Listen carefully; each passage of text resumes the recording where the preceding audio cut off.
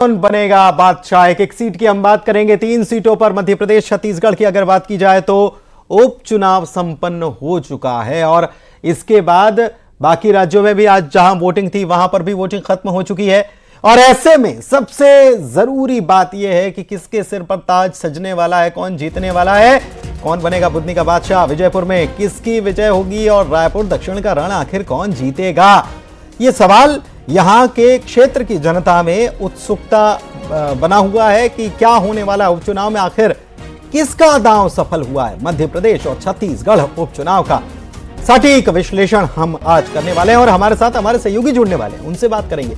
3 विधानसभा सीटें जहां पर बाय इलेक्शन यानी कि उपचुनाव हुआ है, 2 तो मध्य प्रदेश की हैं, एक विजयपुर है और बुदनी है, तो तीसरी जो है छत्तीसगढ़ की है, रायपुर दक्षिण सीट। और अपने आप में तीनों सीटें जो हैं वो बेहद खास हैं, बेहद अहम हो जाती हैं, क्योंकि विजयपुर की बात की जाए तो रामनिवास रावत जिन्होंने पार्टी ही बदल ली और पार्टी बदल ली, उसके बाद वो जीते हुए थे, उसके बाद फिर वापस यहां पर उपचुनाव हो रहा है क्योंकि उन्होंने पार्टी बदल ली, बीजेपी में शामिल हो गए। इसके अलावा बुदनी की बात करें तो यहां से तो शिवराज सिंह चौहान जो कि विधायक चुने गए थे, बाद में वे केंद्रीय मंत्री बन गए सांसद ही जीतकर, तो अब यहां पर भी उपचुनाव। और इसके अलावा रायपुर दक्षिण की बात करें तो यहां पर भी बृजमोहन अग्रवाल लगातार 8 बार से विधायक चुने जाते रहे।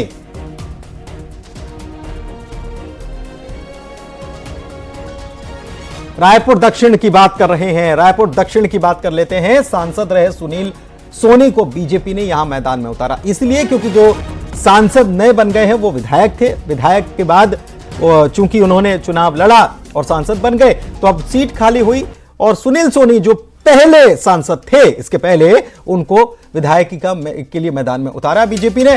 कांग्रेस ने यहां पर आकाश शर्मा को टिकट दिया, युवा चेहरा आकाश शर्मा, और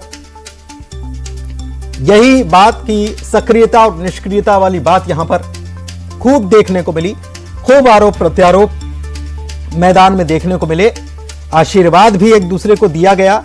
खास तौर पर आकाश शर्मा ने आशीर्वाद मांगा था सुनील सोनी से, आपको याद होगा जब नॉमिनेशन चल रहा था आमने सामने मुलाकात हो गई, जीत गई, आशीर्वाद मांगा था। तो चाचा और भतीजा भी आप कह सकते हैं, सुनील सोनी को जो है वो चाचा कहकर आकाश शर्मा पुकारते हैं।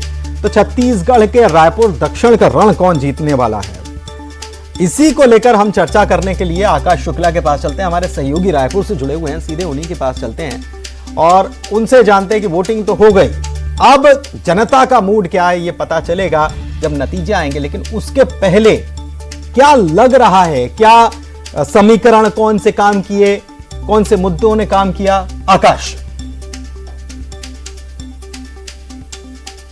रायपुर दक्षिण उपचुनाव इस बार बेहद ही खास रहा। 8 बार के विधायक रहे बृजमोहन अग्रवाल इस बार हटे और इस बार सुनील सोनी को जो है भाजपा ने टिकट दिया। इससे पहले वो सांसद रहे थे और उनके प्रतिद्वंदी के तौर पर नए चेहरे थे, आकाश शर्मा को मौका मिला। और यहां पर 2 मुद्दे आपने देखा चुनाव के दौरान विकास से इतर जिस पे बात हुई, एक तो सुनील सोनी का जो वीडियो वायरल हुआ तो उस पर खूब घमासान हुई, खूब राजनीति हुई। दूसरा यह था कि बाहरी का मुद्दा, आकाश शर्मा को भारतीय जनता पार्टी लगातार बाहरी बताती रही, तो विकास सीतर ये जो मुद्दे रहे।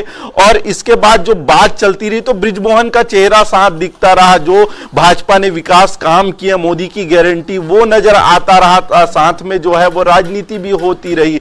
वोटर साइलेंट नजर आए कि कभी भी जब छत्तीसगढ़ में बात होती है, मुद्दों की, राजनीति की बात होती है, चुनाव की बात होती है, तो वोटर बहुत ज्यादा नहीं बोलते हैं, लेकिन जो लोकप्रियता थी बृजमोहन की वो कहीं ना कहीं हावी नजर आई। और उपचुनाव सरकार के फेवर में रहता है, चाहे वो बीजेपी की सरकार हो या कांग्रेस की। इससे पहले भी जब कांग्रेस की सरकार रही तो उपचुनाव हुआ था तो कांग्रेस के फेवर में वोट गई था, तो ऐसे में कहीं ना कहीं फायदा मिलता है। यहां पर 50% जो है वोट परसेंटेज रहा, वोट परसेंटेज डाउन हुआ। इसका कारण यह भी बताया जाता है कि सामान्य प्रतिक्रिया थी लोगों की और जो बातें थी तो एक कुछ ऐसे धड़े थे जो नए चेहरे को देखना चाहते थे, वो आकाश शर्मा की तरफ जाते दिखे क्योंकि ब्राह्मण थे और ब्राह्मण मुस्लिम वोटर को कहीं ना कहीं साधना चाहती थी कांग्रेस, जातिगत समीकरण भी काफी फोकस रहा, लेकिन जिस तरीके से 50% वोट परसेंटेज आया, वोट परसेंटेज काफी गिरा है, तो इससे क्या है, कहीं ना कहीं समीकरण बिगड़ा है। बिल्कुल, ये समीकरण बिगड़ा। हालांकि कांग्रेस ये दावा आकाश करती हुई नजर आई कि हमने मिलकर चुनाव लड़ा है और जब जब मिलकर चुनाव लड़ा है तो नतीजे हमारे पक्ष में आते हैं। लेकिन इस बार रायपुर दक्षिण में किसका परचम लहरा सकता है, क्या जानकारी है? जी बिल्कुल, दोनों सामान्य नजर आ रहे हैं, लेकिन जिस तरीके से रुख नजर आ रहा है सुनील सोनी की तरफ ज्यादा दिखाई दे रहा है। इसका कारण भी है, सरकार भाजपा की है, जो बृजमोहन अग्रवाल ने काम किए वो दिखा, लगातार सक्रिय रहे। भाजपा ने अपना जो टीम था वो पूरी तरीके से एक्टिव कर दिया था, मंत्री के साथ विधायक की ट्यूनिंग जो है हर बूथ पर नजर आती रही। उसी तरफ दूसरे छोर से लगातार बृजमोहन अग्रवाल जो है वो कमान थामे रहे, क्योंकि कहीं ना कहीं उनके फेवर की वजह से सुनील सोनी को टिकट मिला था। ऐसे में वो उनका लगातार एक बयान आना कि जब यहां से जीत होगी तो एक नहीं दो विधायक मिलेंगे, एक उनका बृजमोहन अग्रवाल और दूसरा जो भारतीय जनता पार्टी के प्रत्याशी होगा वो। तो ऐसे में कहीं ना कहीं नजर आता दिखा। इसका एक और जो पक्ष जाने तो वो ये है कि 54 सीटें भाजपा के पास है। ऐसे में इस सीट पे जीत या हार से कुछ चीजें तय नहीं होती। कांग्रेस के पास भी ये सीट चले जाती है तो कोई बहुत ज्यादा दिक्कत नहीं है, बीजेपी के पास भी चली जाती है तो दिक्कत नहीं, लेकिन इस चुनाव को जोड़ के आगामी चुनाव को लेकर भी देखा जा रहा है। जी ठीक है आकाश, आप हमारे साथ बने रहिए। और प्रेम प्रकाश पुंज साहब, प्रकाश पुंज पांडे जी हमारे साथ जुड़े हुए हैं वरिष्ठ पत्रकार के तौर पर। उनसे जानते हैं, रायपुर दक्षिण के समीकरण को समझते हैं। सर, क्या नजर आ रहा है रायपुर दक्षिण में? जी, मुझे लगता है कि बहुत ज्यादा क्रूशियल था, लेकिन लोगों ने बहुत ज्यादा इंटरेस्ट नहीं लिया। और मैंने इस बात को बोलने के तथ्य है कि जो वोटिंग परसेंटेज है आप देखिए वो बहुत निराशाजनक है। मुझे याद है कि आज से 2023 का जो विधानसभा चुनाव हुआ था, तो इसी सीट पे जब मैं भी चूंकि दक्षिण का ही वोटर हूँ, मैंने भी वोट डाला है। मेरे पिताजी का देहांत होने के बाद भी मैंने इसको जिम्मेदारी समझा और मैंने सपरिवार इसको वोट किया।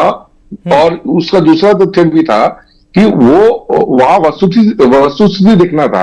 जब 2023 के एंड में जब चुनाव हुआ था तो मैंने अपनी पत्नी के साथ 3 घंटा लाइन में खड़ा होकर मतदान किया था।